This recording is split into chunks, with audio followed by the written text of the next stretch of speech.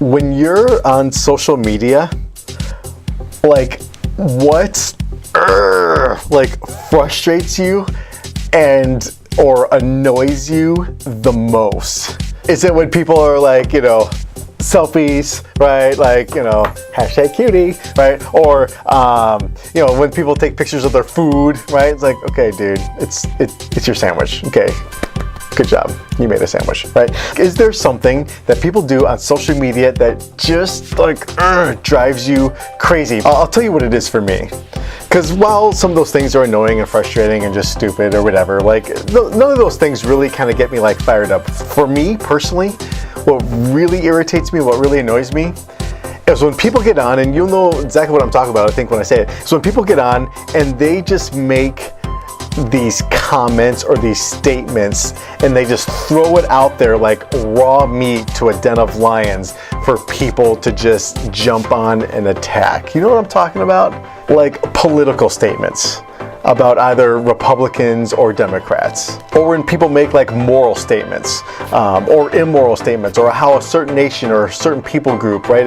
They're always moral or they're always immoral, or social statements, right? But people get online and they make these comments and these statements and they put it out there and they stack their argument, right? Just trying to make a case, and it's just like, you know what I'm saying? Or is it easy to fire back with some witty comment that just, to make them feel and look stupid and blah, blah, blah? What's easy? Is it easier to get involved? Or is it easier, even though you could have the best counter argument, you could have the best evidence as to why whoever just said whatever they just said is a complete buffoon? Which is the easier one to do? To fire back and get engaged, or to intentionally hold restraint? So Paul, we've been talking about this for weeks. Okay, we only have 2 more, right?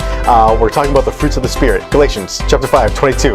If you didn't know that, I'm shocked, because we've been talking about it forever. So today and tomorrow, last that we're talking about, the fruit of the Spirit. But the second to the last fruit of the Spirit, when Paul says when you walk and experience life with the Holy Spirit, he uses the word that we translate in English as gentleness. And I don't know what you think of when you think of the word gentleness, to be gentle. But in Greek, the word, what it literally means is the right blend, right? The right amount of force and strength with reserve. Gentleness isn't just this characteristic that means to be weak and just let whatever happen happen. That's not what it means. It actually is kind of the opposite. Gentleness actually is a characteristic of strength. It's easy to get online or to get on social media and to fire back and to get involved and to tell so-and-so they're a moron and here's why. That's the easy thing to do.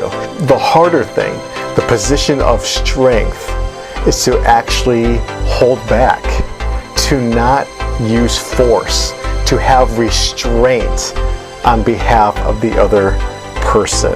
That's actually harder. That's actually a position of strength. So, Paul says, walking with the Spirit, be gentle.